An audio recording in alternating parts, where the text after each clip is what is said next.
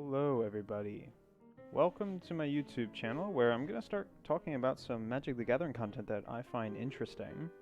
And what a better inaugural video than a deck tech on my favorite commander, Emiel the Blessed. So this is a Selesnya flickering combo deck. This is a commander EDH deck. And before I go through reading the card, reading a lot of the cards in the deck, I want to first explain who this video is for and who this video is not for.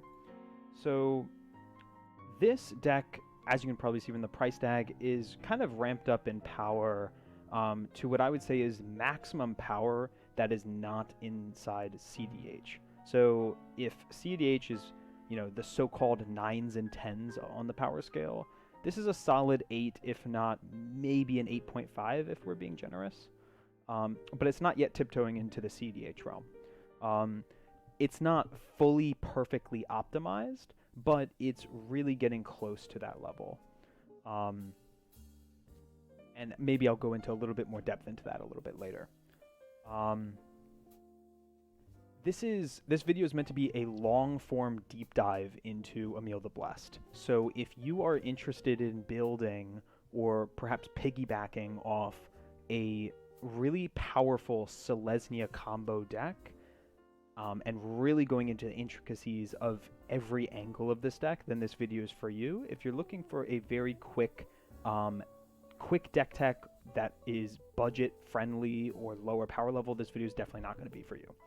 I am planning on going through every single combo in the deck, every angle.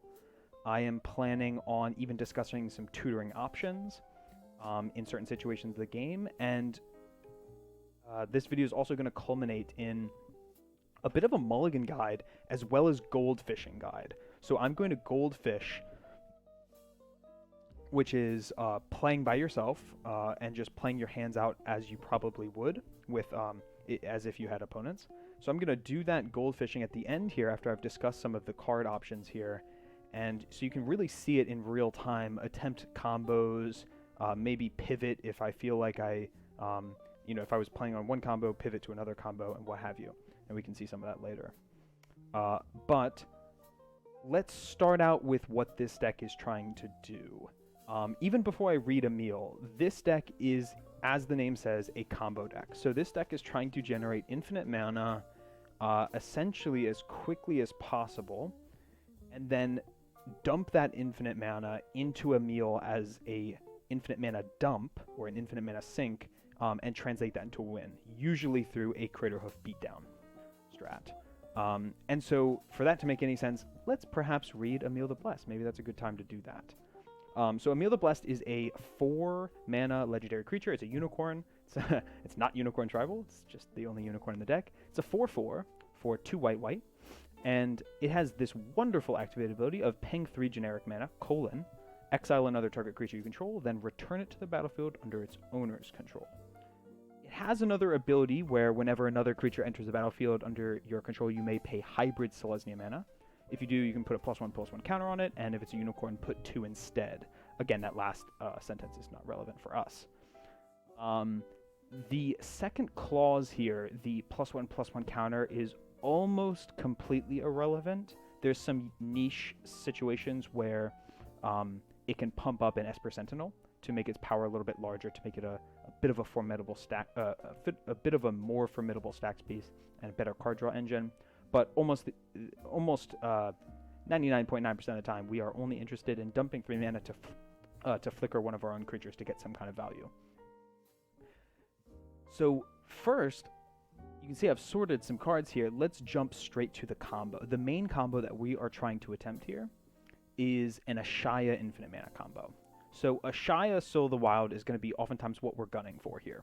Ashaya is a wonderful, wonderful card. So Ashaya simply says, for 5 mana, it's a big beater, power toughness equal to the number of lands we control, but most importantly, all of our non-token creatures are forests in addition to their other types. So they stay creatures, they maintain all of their normal effects, but they happen to also be forests in addition. And that means they can tap for mana just like a forest would. They are still subject to summoning sickness, however. So If it's a creature that came into the battlefield that turn, and we give it and we make it a forest in addition, it will still have summoning sickness, so it doesn't get around that. But this makes a lot of our value creatures essentially act as mana dorks. And sometimes even better than that if we double our land mana, which we can do in at least one way. So why are we gunning for Ashaya? How do we gain a ton of value off Ashaya? Well, it's through this beautiful combination with Quirion Ranger. So Quirion Ranger is another major combo piece in the deck, and it's a 1-mana creature, which I'm going to go in depth as to why I love 1-mana combo pieces in this deck, which there are multiple of. It's a very important number in this deck. But this is a 1-mana elf ranger, 1/1. It says return a forest, keyword return a forest you control to its owner's hand, untap target creature, activate only once each turn. So if we have a Shaya in play and Quirion Ranger becomes a forest, and so we can return Quirion Ranger, the cost will be return a forest, we can return Quirion Ranger to our own hand through its own cost to untap any other creature, and it says activate that only once per turn, but if that other creature is, say, a forest through a Shaya, it can tap for a green mana, recast Quirion Ranger, activate Quirion Ranger again, untapping that creature, tapping it again for green mana, and continuing that loop. So that loop, as stated, would be a Shaya, Quirion Ranger, plus any other creature that would tap for green mana through a Shaya. So it's really just a 2-card combo. It doesn't net us any mana. It could draw us our deck if we have something like where would it be? Guardian Project out. So with a Guardian Project, we would draw our deck. But that is a mana neutral combo. So that's not quite what we're going for. We're going for mana positive. And there's multiple ways to achieve that. One of the cleanest ways is just through Lotus Cobra. So each time we recast Quirion Ranger off the green mana from the tapping creature forest loop, we would generate an extra mana because Lotus Cobra would see Quirion Ranger entering in as a forest. So we could call green mana off of that, generate infinite green mana, and we could also call white off of that and generate infinite white mana. So that's one technique. Another technique is just through any dork that taps for more than 1 mana, right? So, for example, if we have a Selvala Heart of the Wilds, if we can feed in that initial green, it's guaranteed to tap for at least 2 if Selvala's on the field. And so it'll tap for 2, maybe 3 mana, maybe 4 mana, and we can always untap it through Quirion Ranger. So as long as this nets us more than 2 mana, meaning tapping for 3 if you pay 1 into it, this will go infinite for both colors of mana. And so will... Where is the card? Bloom Tender. So Bloom Tender taps for a green and white, and this will give us infinite white mana only. It's very relevant that this is only white mana, so it can make some combos tricky. Just keep that in mind. So that's another one. A infinite green mana one would be Priest of Titania, given that we have enough elves in play, which actually, if it's a Shaya, Quirion Ranger, and Priest of Titania, and doesn't have summoning sickness, we're guaranteed that because Quirion Ranger is an elf.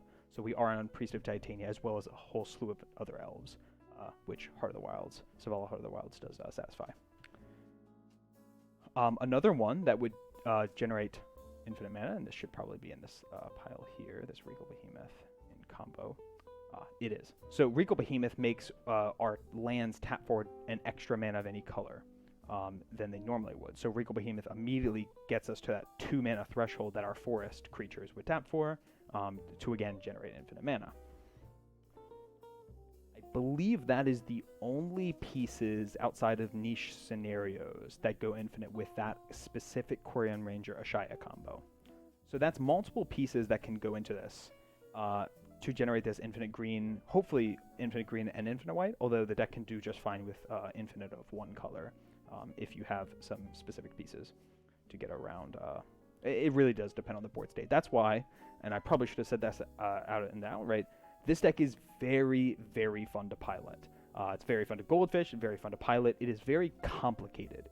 The strategy is not as simple as tutor up Ashaya, tutor up Quirion Ranger, and tutor up something else and just win the game. Some games will play out like that, but as you get a handle on this deck, as you gain practice and more insight as to see what combo lines you can attempt, which ones are more advantageous and more mana efficient, more card efficient, you will see that this deck is extraordinarily fun to play because you will pivot strategies here and there depending on what you draw. It's very, very fun, and different combo lines play out differently. Depending on the board state, you might be more advantaged to go for one combo rather than the other, or sometimes just beat face with various beaters in the deck. So there's more infinite mana combos than I've just detailed there with Ashaya, but let's go ahead and discuss briefly what are we doing with our infinite mana. And there's mainly, I think I alluded to earlier, we are going for a craterhoof kill. So let me explain how that works. If we generate infinite mana through any method, our goal is to draw our deck, hopefully, or at least draw until we hit craterhoof or something that tutors craterhoof. So if you take a look at our card advantage suite, and by the way, this Moxfield link will be down in the description. You're welcome to take a look at it. I encourage you to play test it, augment it to your heart's desire. It's a very fun list. So if we look at card advantage, we need, if we generate infinite mana and we cast our commander, we can then flicker anything that draws us a card, and we can do that ad nauseum till we hit our win con, Craterhoof. So great examples of that are Wall of Blossoms, Wall of Omens, the new Spirited Companion, and Elvish Visionary. All 4 of those creatures ETB and draw us a card. That's all we need to draw our deck, or at least draw until we hit something that we're looking for. Other cute scenarios, well, Guardian Project, anytime any creature enters, I alluded to this earlier, well, we don't even need one of those other ETB draw effects. Corian Ranger itself entering just draws us our whole deck as we go through that loop. So that's a really strong one. Sun Titan can be in some convoluted loops we'll go through later, but Welcoming Vampire is another cute one. Welcoming Vampire has a hard once per turn, however, with infinite mana, or sorry, it's not hard once per turn, it's a once per turn as long as it's on the field, so we can flicker it to reset it because the game recognizes it as a new permanent type, and then we can flicker a different creature that has 2 power less. Most likely it's going to be Corian Ranger or something similar, and we can draw a card and then loop that. So flicker Welcoming Vampire, reset it, flicker Corian Ranger, draw a card, flicker Welcoming Vampire, reset it, flicker Corian Ranger, and so on until we draw into a Craterhoof. Let's see if there's any other that I'm missing. There's very cute scenarios where Augur of Autumn can get it done alone just by playing off your top deck. So if you have any shuffle effect, one example would be Yasharn ETBs and searches out a basic plains in a forest. Now that's not necessarily card advantage, or at least it's not the card advantage we're looking for if we're attempting to win with infinite mana. We don't want to just be drawing forests and plains. But if we can flicker Yasharn, it gets us a shuffle. And you can get into these cute situations where you have Augur of Autumn, you have Coven, so you can cast creatures from your top deck. And if you can just infinitely shuffle your deck, you're guaranteed to eventually see Craterhoof on the top and cast it through Augur of Autumn. And there's multiple different ways of achieving a shuffle effect that doesn't tutor out something that draws you a card. So that's a cute scenario, and one that has come up with for me multiple times. But yes, that is the goal. Once we draw into Craterhoof, we might want to cast a protection piece first, something like Allosaur Shepherd to make it uncounterable, or maybe even better, a Grand Abolisher to turn off interaction for the turn when we go for the win. But regardless in how careful you want to be, you cast Craterhoof, it pumps the whole squad, and then we flick. The thing that makes this deck really strong is it's not just one Craterhoof, right? We flicker Craterhoof arbitrarily high amount of times to make all of our creatures essentially infinite with trample. So you really just need 3 creatures that do not have summoning sickness, because all 3 of those will be 1 billion power toughness and trample, which will get the job done in almost all situations. So that is the win con. But the deck is so much more interesting than just that. Let's go through another really cute win con. There's the brand new one of Devoted Druid plus Swift Configuration. So at the time of recording this is post Kamigawa Neon Dynasty, or whatever that set's called, and pre Streets of New Capenna. So it's right between these 2 sets. And with the previous set, the Kamigawa Neon Dynasty, or at least in the pre-con, they released this Swift Reconstruction, which essentially is a 1 mana flash enchantment, makes a creature a vehicle artifact with crew 5 and lose all other card types. For 1 mana, we can make Devoted Druid a non-creature, which makes the put a -1/-1 counter on Devoted Druid and untap it completely effortless. It never can kill a non-creature. So we can put as many -1/-1 counters on it as we want to untap it forever and ever and ever and get infinite green mana. So that is the most mana efficient infinite mana combo in the deck. It's more mana efficient than Ashaya, but it doesn't generate us any white mana. And it's 2 specific pieces, one of which we do struggle to tutor for. So enchantments, this deck doesn't tutor very well for enchantments, at least in its current version. So Swift Reconstruction's not the best, it's not the most consistent win con, but if you ever find Swift configuration, you're always going to gun for a Devoted Druid because this deck tutors for creatures extremely well, especially low to the ground creatures that are small in CMC and small in power and toughness, which I can explain a little bit later. So anyway, that's a great infinite green mana combo, which again, going back to Emiel, we can dump into Emiel and flicker any nonsense we want to either control the board state with removal or draw our deck, hopefully. Another very cute one, and this is one of the most recent additions to this deck that actually, I should say this. I changed this deck on a, almost a daily process, certainly weekly, I'm changing this deck list up. And so Village Bellringer is a very new addition to this deck. It ETBs and just untaps all our creatures. It does have flash, which is nice. But this clearly goes infinite with any set of creatures that net tap for 3 or more mana. If they tap for 3 mana, then you're mana neutral by flickering Village Bellringer. Even that can be enough to, let's say, again, if you have a Guardian project, that will draw your deck to hopefully find something to make it mana positive. But if it's anything more than 3 mana, the 3 mana that we need to dump into Emiel to, again, flicker the Village Bellringer, well, then we're at an infinite mana, and we're back in the same scenario where we can try to win that turn. So Village Bellringer, very strong in this deck. And certain cards that you would think are in the deck just for value, right? Sovalu is a very common green value creature. It is in itself a combo piece. Not only can it satisfy the requirement for Village Bellringer tapping for, more than 3 mana, it also goes infinite with Seed Cradle Witch. Again, this is a 1 mana creature, and I guess I'll take the quick tangent to explain why 1 mana is so crucial for these win cons, namely Quarian Ranger and Seed Cradle. There's 3 Rangers in this deck. Ranger of Eos, Ranger Captain of Eos, and the best one, Recruiter of the Guard. These 3 Rangers tutor up 1-drops, or in the case of Recruiter of the Guard, toughness 2 or less, which is a little bit more general. These are extremely consistent tutor engines, and they can be flickered through Emiel, but they just represent ways to grab 1-drops, and if those 1-drops are combo pieces, all the more consistency to our win con, our combo package. And so Seed Cradle Witch is in the deck as a critical 1-drop that just goes infinite with Selvala. So to explain that, Selvala, of course, you pay green into it, you add X mana in any combination of colors, which is huge, right? So it's mana fixing. It gets you both green and white all in 1 tap, where X is the greatest power amongst creatures you control. So if we have Emiel out, it can net us 3 mana. If only Emiel is out, we pay 1 green into it and we get 4 mana in return, so we're netting 3 mana there.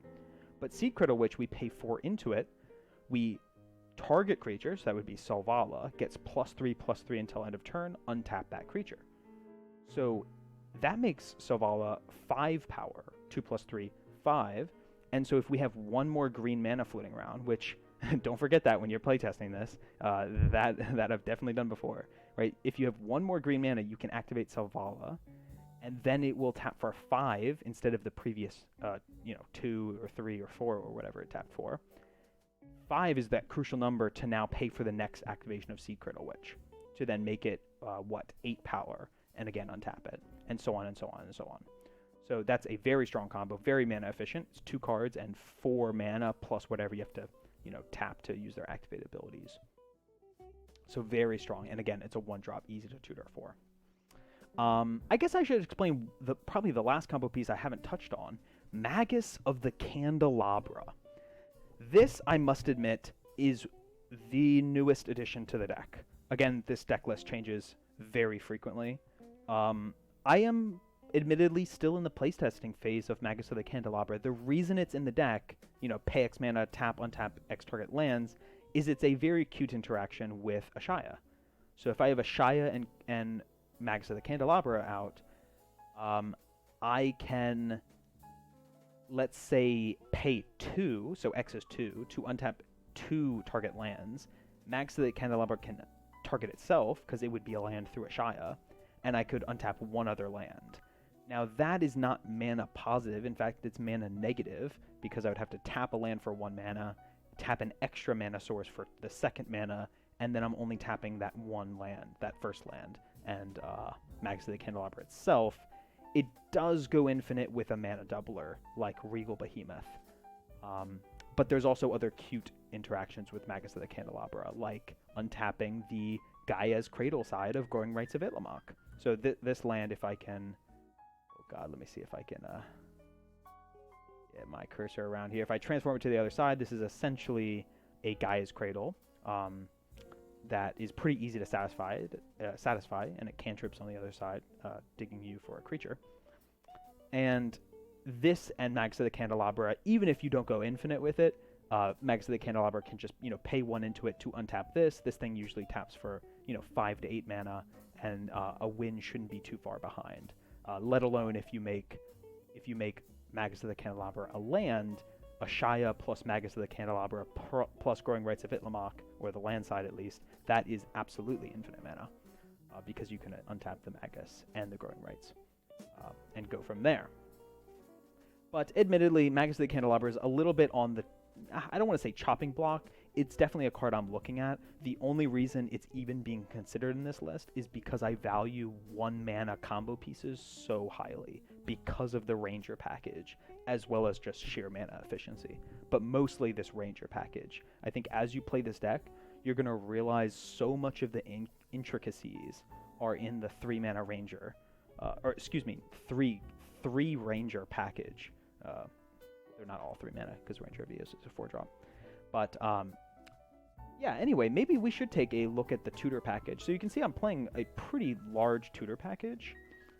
We've got Court of Calling, Eladamri's Call, Fauna Shaman, Moonblessed Cleric, which is a very interesting one. This is one of the newest ones. And actually, maybe I shouldn't read through all of these. So, Eladamri's Call just is probably one of the best ones. It's pretty generic. Court of Calling is a very complicated one. So, Court of Calling is probably... It's arguably the best tutor in the deck because it's instant speed and you can cheat mana on it. And it is the most combo-centric of all of them. Because it is just straight to battlefield, you can do very interesting loops with it. So one thing that makes this deck so fun to play, and you can get into some really cute shenanigans, where you Court of Calling for Eternal Witness. Eternal Witness ETBs and buys you back the Court of Calling from grave to hand. Presumably all of this is instant speed on your opponent's turn. Then you untap. You have 1 extra body to contribute to the Convoke. And then you can maybe set up for Court of Calling for now Seedborn Muse. Let me see if I can find Seedborn Muse in my list here. Oh god. Oh, that's probably in combo here. Yeah, so Seedborn Muse, of course, generic green staple, right? Very strong, especially when you have a mana sink and perhaps some instant speed play, which Emiel, of course, satisfies that. We can Court of Calling for Eternal Witness, then the very next turn, on our turn, we Court of Calling for Seedborn Muse. And then we have this very cute, I don't know whether I should call it a lock, but this very cute take 3 extra tutors every turn cycle, where if people don't mess up our board state too much, we flicker Eternal Witness, grabbing back our Court of Calling. We Court of Calling for a new card, and then we can always just flicker the Eternal Witness when we untap on the next person's turn to Court of Calling again. And the Court of Calling gets stronger and stronger and stronger because we can continually convoke whatever new green creature comes in. Those creatures' summoning sickness is irrelevant for the whole convoke ability. So Chord of Calling, very, very strong. Of course, any other instant speed tutor you can also do that with. So Eladamri's Call, you can continue to do some kind of Eternal Witness loop with it, but they're not going to Battlefield, so it's significantly weaker. Some of these are fairly common, so I'm not going to explain why Natural Order is a strong card. Moonblessed Cleric probably does need some defending here, so it hasn't been in the deck for most of this deck's lifetime. I could definitely see an argument as to cutting it. Specifically for something like Enlightened Tutor, I don't have a great argument as to why this card belongs in more than Enlightened Tutor, other than, you know, we do want to be valuing ETB triggers for Emiel, obviously. The fact that it's an elf, you know, contributes to Priest of Titania. The fact that it's a creature makes it, we can tutor for it, although that's unlikely that we would ever want to do that. But more commonly, it's going to trigger our draw triggers, like Guardian Project and, well, I guess it doesn't trigger Welcoming Vampire. But this could easily be cut. The main reason it's in the deck is to have a way to find this critical Swift Reconstruction. But then again, all the enchantments in this deck are a bit of a package, right? So we could either go for a combo piece like Swift Configuration. I keep calling it Swift Reconstruction. We could either go for Swift Reconfiguration to combo, or a lot of our removal is actually enchantments, so this is really the only way to tutor for some of this removal. So Aura Shards, Kenris Transformation, Song of the Dryads, a catch-all answer. These are very strong removal spells. It's nice to have Moonblessed Cleric be able to find either removal or combo, or just ramp. Something like the Growing Rites of Itlamok for huge ramp, and maybe a Carpet of Flowers. You could throw in a Cryptolith. What is it called? Cryptolith Rite. I believe that's what it's called. Where's my ramp? Yeah, Cryptolith Rite. That's one that I used to have in this deck. I want to get it back in. I just don't know exactly what to cut. Cryptolith Rite would be another strong enchantment ramp source. By the way, here's my considering board. This video will go very long if I talk about all these cards, so I will not. Look at that at your leisure. Actually, maybe I'll leave it on screen for just a little bit. You can pause.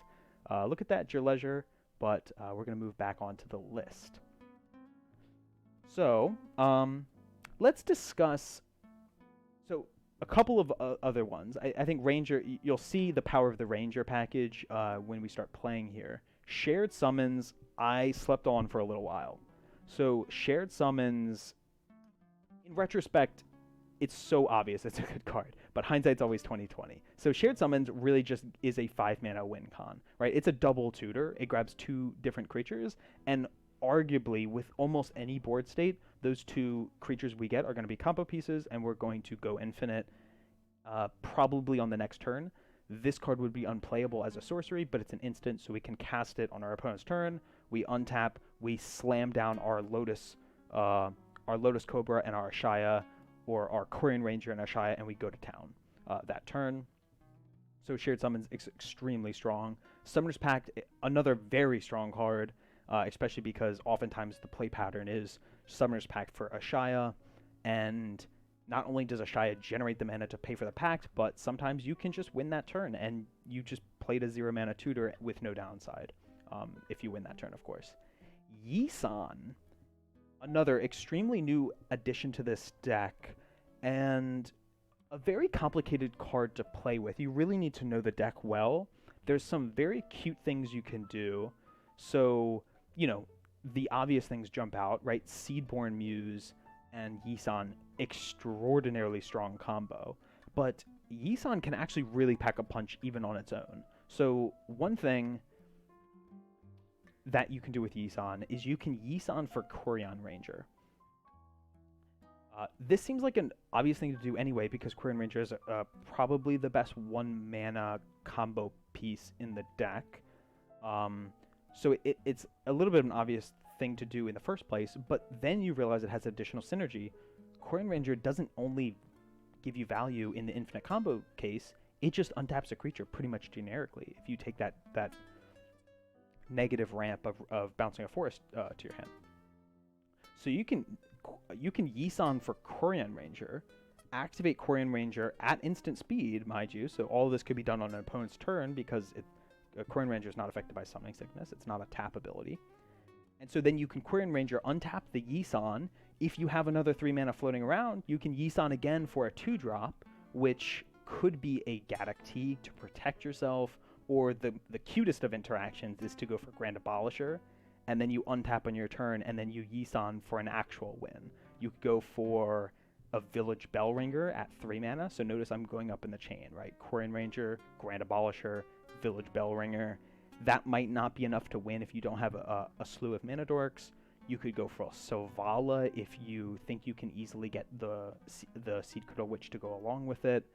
Again, very situational, very board state dependent on what you go for on the 3-drop case for Yisan. But it seemed very strong in playtesting, and so strong enough that I considered putting in Scrib Ranger for the 2-drop slot. So this is something you can play around with. Scrib Ranger is the Quirion Ranger effect, just more mana and much harder to go infinite with because you need to generate a lot more mana. But Scrib Ranger is really great with Yisan if you have a crap ton of mana, because you can go Yisan for Quirion Ranger, untap, and then Yisan again same turn for Scrib Ranger, activate Scrib Ranger, Yisan for a 3-drop, all in the same turn if you have a butt ton of mana. Of course, if you have infinite mana, you probably don't need to be doing Yisan in the first place. But you can consider that on your own time if you think that's worth. I didn't end up thinking it was deserving of a slot, but I did play test with it. Anyway, now, sorry, this is getting so long, but I love this deck so much. We've discussed tutors. The removal, it's a little slim on the side of how large our removal package is. We get away with it a little bit for the fact that, 1, we can tutor for all of this. 2, we're usually arch nemesis, and we're trying to win as quick as possible, so sometimes I can get away with running a little bit less removal when I'm just trying to win as quick as possible and try to be the arch nemesis. In some sense, I kind of like doing that. But yeah, if you want a little bit more of an interactive deck that can go long and be a little bit more strong in longer games, you can certainly add in like a Beast Within or Generous Gift, and you can see some of that in the considering pile. Some solid removal pieces to consider. We're almost done here. There's 2 more slots to discuss. Elesh Norn, I want to talk a little bit about Elesh Norn, and I want to talk about stacks in a little bit more in depth. So let's tackle Elesh Norn here. I am having I don't want to say a love-hate relationship with Elesh Norn. I'm having lately a little bit mixed feelings towards Elesh Norn. Extremely punishing, strong effect. It is 7 mana. It is not needed in almost any combo in the deck. You could argue it contributes to like Selvala's effect, but other than that, very niche case. Elesh Norn is really just a combination of a beatdown enabler, so you could just win through combat beats if you have an Elesh Norn and you can't assemble a combo for some reason. That is possible, and it's also just a very formidable pseudo stacks piece, right? It's just a permanent removal of all small creatures. Sometimes that catches people's commanders and completely hangs them out to dry, so they can't cast their commander, they can't do what they want. So Elesh Norn, a very strong card. However, this deck really does prioritize mana efficiency and trying to do cute combo things, and Elesh Norn's not really serving that purpose. So maybe consider Elesh Norn in your own meta and see if you want to play it. I think it's really strong nonetheless. So that's why I've put it in, but I am eyeing that slot in the deck for some more shenanigans I could use. But now let's get down to a slot, a deck category that I think is way too slim right now in the deck and is a long conversation in itself. So here we are at stacks. So we are a Selesnya deck. We cannot use counterspells, and so in some sense we need to have some effect on our opponent's game plan that is not just 1-for-1 removal, in my opinion. And I think stacks really does serve that purpose, and it's a bit of a dirty word in Commander. So again, this is a high power deck. Most people playing at the level that this deck will perform at are probably okay with stacks, or if they're not, they'll say so, and this deck will still perform wonderfully. The 3 cards in here, Deafening Silence, Gaddock Teague, and Yasharn, are serving different purposes, and they're different levels of punishing. So let's go through them one by one, and I have a bit of a large claim here at the end about stacks. So Deafening Silence, extraordinarily good card. Especially the higher power your opponent's decks get, unless they're a creature combo deck, Deafening Silence will completely punish them and not let them combo off on you. We break parity on Deafening Silence essentially perfectly, and this deck almost never needs to play 2 non-creatures in a turn. I've almost never come into that category or that situation ever. Deafening Silence is an absolute all-star. It's also not completely punishing to the point where people might be so irritated at you that they single you out. A lot of decks can play through a Deafening Silence, and so they might not, try to completely kill you if it's on the board, although sometimes they will, and that just speaks to how good the card is. Gaddock Teeg performing a different function here. So Gaddock Teeg is doing so many things in this deck. It is simply a turn off of all non-creatures 4 or greater and all non-creature expos. Excuse me. So first off, Gaddock Teeg is great for stopping board wipes. This deck really does not perform well if someone sweeps the board somewhat early. There's a lot of protection in this deck against board wipes. Gaddock Teeg is one of them, because most board wipes are at the 4 mana value or greater. There are ones that dodge this, so let me name a couple examples. Gaddock Teeg does not turn off Cyclonic Rift. You might think it does because, it feels like a 7 mana spell. It's not. It's a 2 mana spell. Even if you pay the alternative cost of 7 mana, you're still dropping a 2 mana spell in the stack. And so Gaddock Teeg does not prevent a Cyclonic Rift, a bit of a boogeyman in the format. It also does not stop Toxic Deluge, and probably the best board wipe in the format, except for maybe Cyclonic Rift. So it does not turn off those, but it turns off almost all the other ones. Blasphemous Act, Wrath of God, what have you. Yasharn is a sneakily good stacks piece, as well as just also a card advantage engine to draw you those pesky land drops that this deck can sometimes miss with 33 lands. So Yasharn, it grabs you 2 basics. That's great. Makes you not able to miss land drops, especially if you want to flicker it. It's a decent body. It's a 4/4, contributes to Craterhoof. It contributes to Coven. Contributes to Savala tapping for more mana. Great card. The stacks piece, the stacks effect that players can't pay life or sacrifice non-land permanents, is very sneakily challenging to understand. So you're going to have to read this many, many times before you understand Yasharn. It does turn off. Let me just explain the main functions Yasharn plays in the modern EDH meta. It turns off all fetch lands. Or almost all fetch lands, because fetch lands pay life as their activation cost, and so you cannot use a fetch land through Yasharn. It's notable this deck does play 1 fetch land, so keep that in mind. Yasharn also turns off, generic life pay as a cost, right? So we were just talking about Toxic Deluge. You cannot pay life into Toxic Deluge with a Yasharn on the field. In fact, you can't Necropotence. Necropotence pays life. Force of Will. You can't play a Force of Will through a Yasharn. There's a lot of very niche scenarios of pay life that you might not have thought about in the past.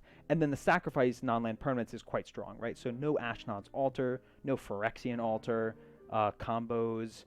Korvold's going to struggle through this. Turns off all treasure tokens. How's that Smothering Tithe doing for you with a Yasharn in play? Tons of different common scenarios that Yasharn plays really well in, and people don't respect Yasharn. They're going to see it come down and not worry about it, and then they're going to try to crack their fetch. They're going to play a Smothering Tithe and not realize just how formidable Yasharn is. Not to mention, of course, again, the card advantage and, finding basics for you. But it is relevant, I alluded to our kind of non-bow here between our fetch land and Yasharn, and this is just a fact of EDH. I think any high-power deck is going to have some non-bows and some internal struggle between their card slots, especially when you're playing stacks. So Yasharn does affect us a little bit. It turns off some interesting cards. So Natural Order sacks a card or sacks a green creature as a cost. Yasharn does prevent that. So you have to be careful with this deck. You cannot Natural Order post Yasharn.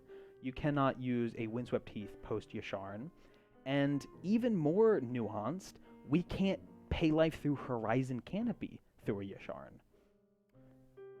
However, you can, with Horizon Canopy, sacrifice it to draw a card, right? Yasharn just says you can't pay life to sack land permanents. you're allowed to sack land permanents that don't pay life. So, for example, Fabled Passage perfectly gets around Yasharn because we're allowed to sack lands. We just can't pay life to sack them. So keep that in mind for your Yasharn. Gaddock Teeg's a little bit more overt. So Gaddock Teeg completely shuts off Court of Calling, so keep that in mind. Court of Calling is a very strong card in this deck. Gaddock Teeg also shuts off not many cards in the deck, but it does shut off Natural Order as well as Shared Summons. There might be some others that I'm missing here just on the first pass through. But the main ones are really Shared Summons, Natural Order, Court of Calling. And if you think about it, that is phenomenal parity breaking, right? So although Gaddock Teeg and Yasharn both affect us to a small degree, I would argue Deafening Silence really doesn't affect us at all. We are breaking parity so hard on these pieces, and they're also not Winter Orb stacks, right? They're not stacks locks that everyone gets up from the table and is annoyed at and gives up. These are just things that we break parity on and protect us from stuff. Yasharn might be a little rude on turning people's mana bases off a little bit, or, punishing their greedy mana bases, I would say. But Gaddock Teeg is really just, no one's going to be really stopped from playing the game completely from a Gaddock Teeg. They're just going to be a little annoyed that their board wipe doesn't do something, or their big game-winning spell doesn't quite do anything. And it's nice to just have that protection and parity breaking. But stacks, I could make a whole, actually I guarantee you I will make a whole new video on stacks. I have very intricate and not common opinions on stacks. But let's just take a quick detour. Of course, you could cut those for your own meta if your personal play group's not fond of playing against those three stacks pieces. This is not, I should say, this is not the full powered version of this deck. This is the deck that I've been playing lately on Spell Table, and then also in my own play group, where I've slimmed down the stacks package as much as I felt comfortable doing so. These three are the most crucial, in my opinion, and most ones I love the most and can't do without. The more punishing ones are found in the considering board. So for the max power version of this deck, you absolutely want to be running Artifact Hate. So, and strict Artifact Hate, right? So Stony Silence, Collector Oof, Null Rod, even Kataki's War Wage. At least the first three, Null Rod, Stony Silence, and Collector Oof, they all turn off activated abilities of artifacts, which do include mana abilities. So that's just going to be turning off all mana rocks, treasure tokens, even your Aetherflux reservoirs, at least the activated ability, all that jazz. Extremely strong in the modern meta. People play rocks, especially as you get to higher and higher power. People are playing free rocks, Jeweled Lotus, the like. And this deck breaks literally flawless parity on these because we don't run any artifacts in the entire deck, right? There's no Soul Ring. The only artifact in the deck is Esper Sentinel, and that's not bothered. So, actually, maybe I should say something about that. I don't play Soul Ring in this deck, mainly because of the vestigial artifact stacks that is in this deck, but also, I really don't recommend putting in a Soul Ring in this deck. Your creature dorks are very important for both contributing to draw triggers, being tutorable off your Ranger of Eos, and also just contributing to a Craterhoof win, right? You want as many creatures as possible, especially if you just hard cast Craterhoof early enough. Let's say you get lucky and you just have Dorks and a Craterhoof. That's a viable way to go. You can flicker it. A Soul Ring doesn't do anything for you there. So, maybe it's just my take, but I wouldn't recommend it. Tatiana Song is a very interesting other stacks piece. I said I wasn't going to go through the considering board, but I do want to mention at least the stacks options because this is the most interesting subset. This is a whole package you might want to sub in, and I can talk about the cards, I guess, shortly here that I would cut for at least the most crucial stacks pieces here if you do want to power this up and your meta's okay with it. So Tatiana Song is similar to Collector Oof, except it also makes them creatures. So the reason I think this is very spicy and pretty cute is that you can do this as a disincentive to board wipe, right? So not only is it turning off the activated abilities of your opponent's artifacts, it makes them creatures, and this deck also already wants to be disincentivizing sweepers, board wipes, because this deck, again, gets punished by board wipes pretty hard. So yes, very fun. I've been struggling to actually playtest it with this. I may change my opinion and actually think it starts deserving a main board slot. We'll see. I haven't quite found the ability to cut something for this and playtest it just yet. However, one thing I have playtested is Archon of Valor's Reach. And this was, again, I'm a huge believer in really just playtesting cards. I didn't think this card was going to be good enough, but I playtested it regardless, and I was shocked at just how effective this is. Archon of Valor's Reach is, even at 6 mana, extremely effective. So, first of all, huge body, huge beater. You can just beat down people with an Archon of Valor's Reach, even if you don't assemble a combo. Flying Vigilance Trample or Flample with Vigilance, quite a strong combo. And this is an ETB, it's not a trigger. So if this card resolves, it just enters with whatever card type you say, not being able to be played. Right? It's not a trigger, you cannot stifle it. So if people let Archon of Valor's Reach resolve, almost always you name sorcery. Well, I take that back. You either name instant or sorcery. It's very dependent the circumstance in which you, which one you declare. So if it's fairly early and you don't think anyone's going to combo and you just want protection, you probably name sorcery just to turn off board wipes, because again, I keep reiterating, the deck struggles against that. Very few board wipes are instants, so you might want to name sorceries just for that. Also, a lot of good tutors like Demonic Tutor and the like are sorceries. However, if you don't have instants in hand, and this deck does play a decent amount of instants, especially some are tutors, which we really want. We do not want to be turning off our own tutors. If you don't have those crucial instants in hand, and let's say people are playing Spellslinger style decks, or just draw go interaction style decks, maybe you do name instants. It's very situational, but Archon of Valor's Reach is an overperformer from my eyes. And then I just rolled over it. Of course, Drannith Magistrate. I don't need to say too much on that. Very strong card. If you want to swap in this deck's package, Drannith is a no-brainer. Kataki's War Wage, I think the same thing. It's just a little bit worse than Collector Roof and Stony Silence, but Kataki's War Wage is still pretty punishing. Okay, let's move away from stacks. I've discussed everything except the protection package. I don't want to go super in-depth on this. This video is getting long enough as is. We have counterspell protection through Allosaurus Shepherd and Destiny Spinner. We have Ephemerate, which can protect, but also just triggers a flicker, which can be draw power or whatever. Ephemerate's not really a protection spell. I just couldn't think of another category to put it in. We can recover from board wipes. This is very important. Through a couple cards here. So Luminous Broodmoth is wonderful against board wipes.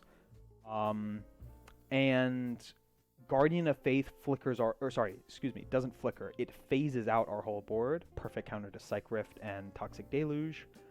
Very hard counter to both of those. Flawless Maneuver protects from board wipes. And if things actually do go to grave, we do have Eternal Witness and even better, Sun Titan to just throw it back on board. Most of this deck is less than 3 mana. And so both of those are phenomenal for recovery. For more 1-for-1 interaction, we do have Giver of Runes and Mother of Runes. Where is she? There it is. Both Giver of Runes and Mother of Runes are phenomenal as protection from for 1-for-1 interaction. I forgot to mention Heroic Intervention, phenomenal for both, 1-for-1 interaction, but also just board wipes. Veil of Summer, again, sometimes might not do anything, but in most cases, in the vast majority of cases, it'll both cantrip and also protect you from a 1-for-1 interaction. And also protects your win cons from being countered. So Veil of Summer, absolute bomb in this deck. Okay, so I haven't mentioned every card. There's a lot of fun things to talk about, like In Search of Greatness. I have strong opinions on In Search of Greatness, but this deck, deck tech, this video is going long enough as is. I think it's time to just go ahead and, let's see, 49 minutes. Oh well, let's keep going. So let's go into the Mulligan Guide and also just Goldfishing Guide. So let's go ahead and playtest this deck here. Make sure my overlay is working just fine. Okay. Or not overlay, I meant to say capture. Okay, so let's take a look at this deck. Or, excuse me, this hand. So this is probably a keep. It's not the best hand in the world. We have a huge combo piece here. We have another combo piece, but not the necessary pieces to go with Village Bellringer. But we do have card draw, and honestly, a single tutor, and we have infinite mana with Swift Reconstruction. If we can tutor anything, we can grab Devoted Druid, go infinite with Swift Reconfiguration, and then just flicker Elvish Visionary to draw our deck. So I think this is good enough. Let's take our draw. Oh my god. Okay, yeah. We have a Forest in Birds. We pass, we draw. Okay, we have board wipe protection, but this is still early game. So I think we slap down a... Let's go with the good boy. Let's go with Dougie. So we'll slap down a Spirited Companion, draw a card. And nice, we have a Giver of Runes, so we might as well play that for protection, even though it's still early game. So now we're on turn 3. And again, we're just looking for a tutor here, is really all we're looking for. So I think here, you know, you could go with Emiel or Elvish Visionary. If you go Elvish Visionary and you don't hit something super helpful, then Emiel's the go-to later on, because eventually we can just start flickering Spirited Companion or whatever, or it's Elvish Visionary, and just get value that way. So I think we actually just bite the bullet here and go for Emiel.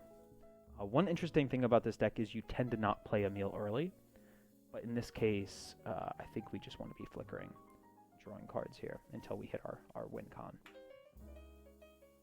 Okay, wow, that changes. So all of a sudden, I am considering pivoting.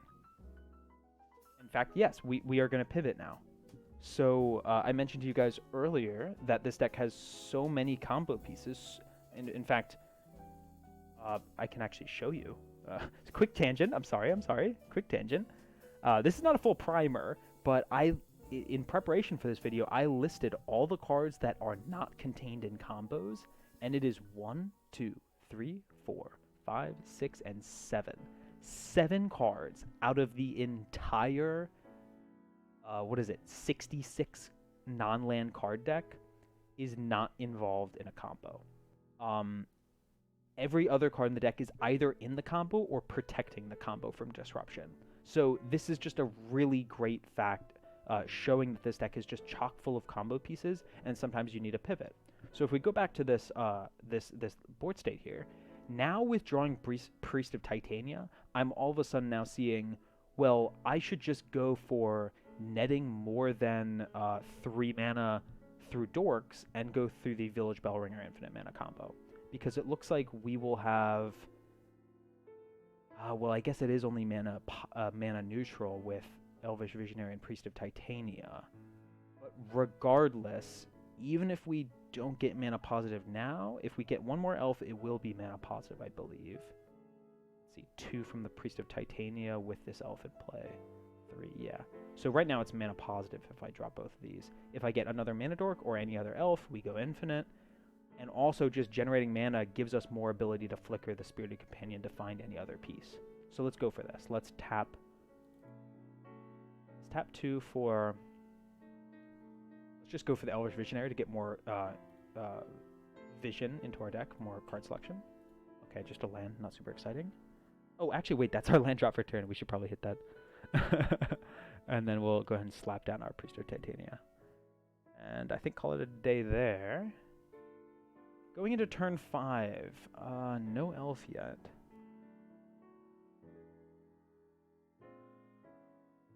So here we just need to go ahead and flicker the Spirited Companion, draw, oops, didn't mean to draw twice. Okay, that gives us our land drop. 1, 2.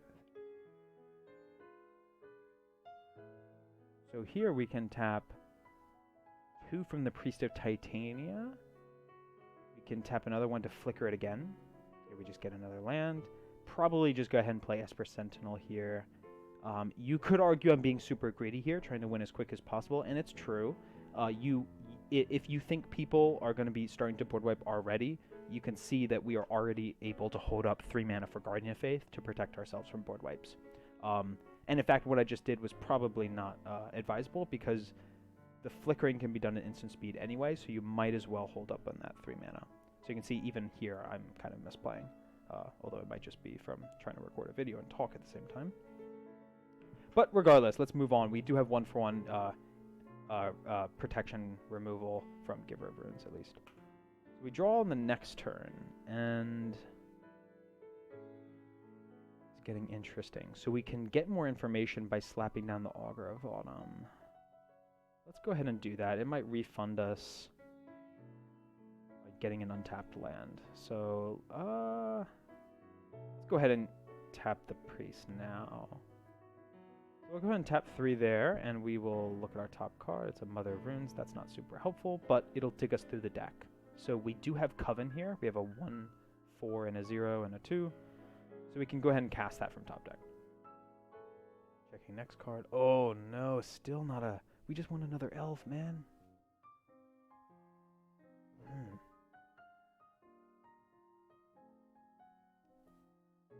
Go infinite. We're so close.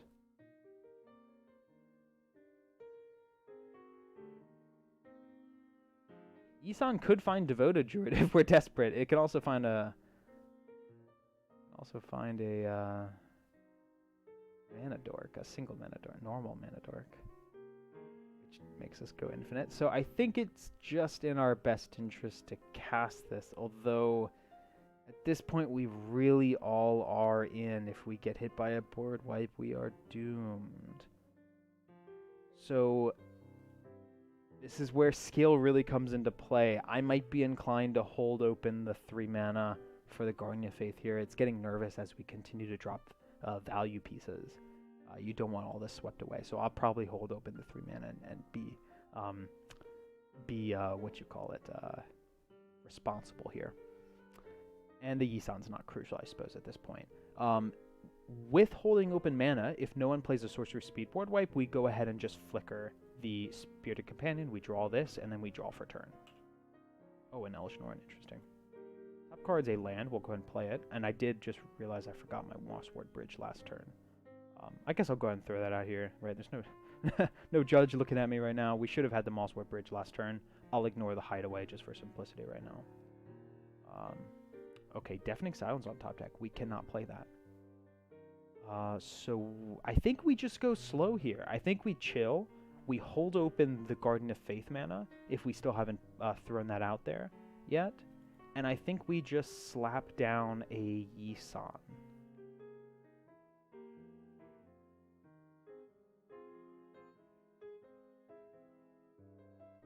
The cute thing here... Oh, we don't quite have enough... Oh, no, we do. So we have 6 mana. I mentioned this in the deck, the card by card explanation a second ago, that Yisan can go into Korean Ranger. Korean Ranger untaps and it goes for a 2-drop. So on our next turn, we can just get Devoted Druid and go from there, which is a win with Flickering Elvish Visionary. So I think that is what we go for here. So we'll just pass the turn here. We will get to our next turn and Yisan will lose Summoning Sickness. I guess we do have 6 mana, right? So we probably flicker something once and then still hold open the Guardian of Faith. So we'll draw 1 extra card and then draw for turn. So Beseiju, Who Endures, is for turn. Play a Command Tower from top deck. And here, we just go ahead and go for Yisan. So Yisan... And I'll do this all out in detail here, just so you guys can see the loop in detail. Oops, I shuffled by accident. We're going to grab Korean Ranger by tapping Yisan and 3 mana. Korean Ranger is going to serve a different purpose than it usually does. Korean Ranger will return a forest back to our hand and untap the Yisan, which now has 1 counter on it, to now tap again. So now Yisan gets a 2-drop. That is going to be Devoted Druid.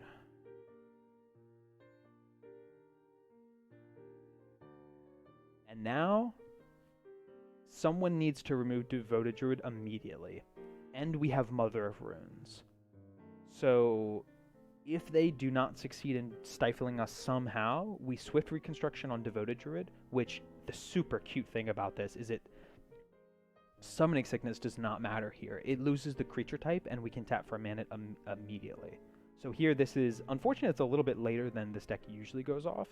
This is a turn 7 infinite mana really great board state. We were holding open interaction protection for most answers through Guardian of Faith. We're now at a pretty protected state here. And yeah, we could even slap down a Deafening Silence to maybe cut off some more interaction here to protect us even a little bit more before we go for the Devoted Druid win. Because again, we don't need to cast more non-creatures. In fact, we don't really have any to cast. So now we just generate infinite mana by tapping and untapping this guy. He can't die to the -1s, not a creature. We flicker Elvish Visionary arbitrarily to draw into a Craterhoof. Most of these creatures do not have Summoning Sickness, so we slap down a Craterhoof and we attack all of our opponents for a game. Nice.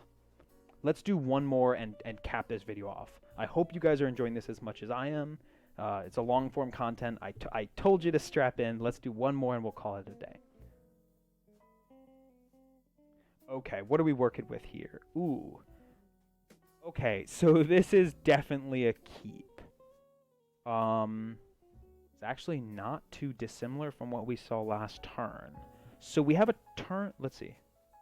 We do not have a turn 1 mana dork. So here we're suffering from a Dryad Arbor and a possible tap land. Okay, that's fine. We still have a good play here. So let's play it. I would definitely keep this hand. That's fine. Yeah, so we'll go Dryad Arbor and we'll pass. Again, this is the downside of Dryad Arbor, but it makes up for it in other cute cases, I think. So turn 2, we have an untapped Sunpetal Grove. So here we go for either... So I do not think you go for... slapping down Devoted Druid here is too risky. We don't have any way, at least not that I see, of quickly getting... Oh, wait. Okay, so this is something interesting. So this deck, you really do need to know your deck very well. So let's take a look at what Recruit of the Guard can grab. Oops, let me go back to the deck list here. So Recruit of the Guard grabs a toughness 2 or less. Moonbless Cleric is toughness 2 or less. Moonbless Cleric grabs me... Where is it? Where is it? Swift Reconfiguration. So a possible line here is Recruit of the Guard into Moonbless Cleric, and then draw the Swift Reconfiguration and go for infinite mana through Devoted Druid. That's not the only line here. We could go Yisan. Well, I mean, you could also do the same thing with Yisan. You could go up the chain until you hit 3 and get Moonbless Cleric that way. That seems kind of slow and inefficient, so I don't see the point in doing that. I think for now, again, Devoted Druid is too vulnerable playing him right now. So I think we just go birds and pass on turn 2. Still in a good situation. Okay. We could miss a land drop here. Actually, we will. That's okay. Especially knowing what we're going for, we can win with 3 mana. So I do think we just go for, you know, people seeing us miss the land drop and tutoring for something not super scary. We're tutoring for a tutor here. We might not get respected here. So I will go with the original plan. I'm going to grab Moonbless Cleric. Oops. Screwed that up. Definitely screwed that up. Double click this. There we go. Moonbless Cleric to hand, and we're going to shuffle. Okay. Oh, that does not go to hand. Wait, yes, that does go to hand. Yes. Toughness 2 or less. And then we'll pass there. We'll miss our land drop. Did I just draw 2 cards by accident? There we go. That should be on the field. Sorry if I screwed that up, guys. But we did draw a land. So we can play Overgrown Farmland. That's great. 4 mana here. So I think it's kind of obvious here. We want to slap down the Moonbless Cleric, but we also want some protection on our turn. So now with that land drop, we actually do have the 4 mana for both a Moonbless Cleric and a Mother of Runes to protect maybe some, you know, a Swords to Plowshares or something like that from our opponents. So here we are going to Moonbless Cleric for Swift Reconfiguration. Again, going to top deck. And I should probably pay the mana for that. And then we'll pay 1 extra for Mother of Runes. This is turn 4. We missed a land drop, but we still have 4 mana. This is turn 4, and now we're preparing to win on turn 5. So turn 5. Actually, we do have to be a little sneaky, a little careful. We need 2 white mana to cast Emiel. Without Emiel, we cannot flicker Recruiter of the Guard to get a Wall of Blossoms or something to flicker and draw our deck. So I'm thinking here on the fly. Let me think this out. If I pay 1, well, actually, we need to get Devoted Druid down. That costs, oh, I don't think we have it. Because let's just go hypothetically here. Green something, Devoted Druid, white for this. I'm now in a situation where I only have 1 white mana. I cannot cast Emiel. We haven't hit a land drop, I don't think. So you could go all in and see if you get a land drop off the ETB of Kenris Transformation if you really want to risk it and get 1 more white mana.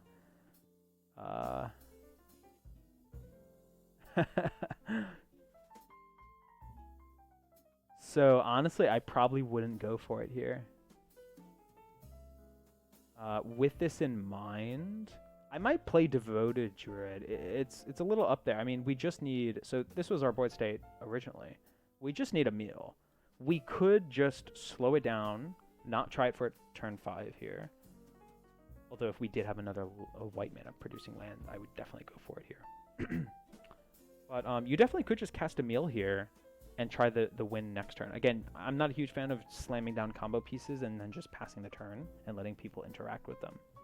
So I don't think, you know, you could just cast Devoted Druid, but they already know this is in our hand. They know the Swift reconfiguration's in our hand. So we have to respect their threat analysis. I think you do just play Emiel here. Again, we have the Mother of Runes. So we can just maybe play safe here. Again, if someone had a huge threat, we could have thrown the Kenris there that turn and maybe thrown something else down if we felt that necessary. But I think this is a safe play here. And then the next turn, again, a lot of this is going to be dependent on what the board state is, what your opponents are doing to make the best decision here. But at least for gold fishing, it looks like we've got it now, right? So here I cast Devoted Druid. I pay the 1 white to Swift reconfigure it, or configure. I can never call that card the right name. It gets around Summoning Sickness. It is not a creature. I will tap it for infinite green mana. And here, even though we don't have a draw engine, this is why Recruiter of the Guard is so fantastic. Recruiter of the Guard gets almost every combo piece in the whole deck, and one of those is just going to be Elvish Visionary, right? We flicker Recruiter of the Guard. We grab Elvish Visionary, if I can spell it, or any other thing that ETBs and draws a card. I should have gotten Spirited Companion because that's a cute doggo. But we grab Elvish Visionary, we flicker it, we draw our deck, we go for Craterhoof, and we win the game. So there we go. That's not all that can be said about this deck, right? That's only two hands and 2 playtests. The first one I think was a turn 7 win. This one was a turn 6 with missing land drops. So not too bad, and both did have some level of protection on them in the form of creatures. So not too bad, not too shabby, although I have seen this deck pop off a little bit earlier than that. But again, it's not a CDH deck, it's just a super fun combo deck. So I hope you guys enjoyed this. There's so much more to be said about this deck. I could talk about this really till the end of time, till the day I die. I do encourage you to check the link in the description. I encourage you to take a look at the Considering board. I've playtested with almost all of these, except for maybe Tatiana's Song, I believe. Other than that, I have playtested with pretty much all of these. And they all have their own niche advantages and intricacies. So really interesting deck. I hope you guys take a look at this. And also, I would love to hear from you. So, of course, I'm not omniscient. I'm not the best Magic player in the world, although I have spent hundreds of hours building this and playtesting it and brewing it. But I would love to hear from you guys. So now that you've seen this, maybe you guys know more than me. Maybe you've played higher level Magic than I have. Maybe you can give me some recommendations on cards you don't think belong in this list or things you think I'm leaving out. I would love to hear it. I guess a few caveats I'll just say here real quick at the end is how this deck was made in terms of budget. So, like, you could see some clear cards that are known staples and super high power level in Celestia that are omitted here. So a good example is both Enlightened Tutor and Worldly Tutor. Enlightened Tutor, I think, could be a great card in the deck just to find swift reconfiguration. Moonblessed Cleric's a little bit more synergistic and cute, but I really don't have a great argument as to why Worldly Tutor wouldn't be in there. I just don't own the card, and I don't feel like buying it. And I also don't feel like cutting a card for it. So, yeah, if you wanted to throw Worldly Tutor in, of course it's going to be a no-brainer. You know, don't don't say, why is Gaia's Cradle not in here? You know, obviously Gaia's Cradle's not really what this deck is trying to do. I think at that point it's kind of a CDH deck once you throw that in there. But, you know, other than, like, extremely expensive cards, I'd love to hear you guys' recommendations for this deck. I'm very willing to playtest and discuss any of these card choices with you guys. So feel free to ask questions and give me recommendations below. I'm going to answer every single comment on this YouTube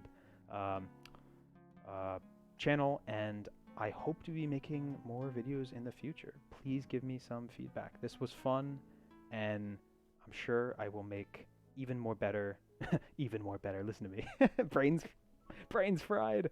I'm sure I will make better videos in the future. All right, cheers, guys. Enjoy the deck tech.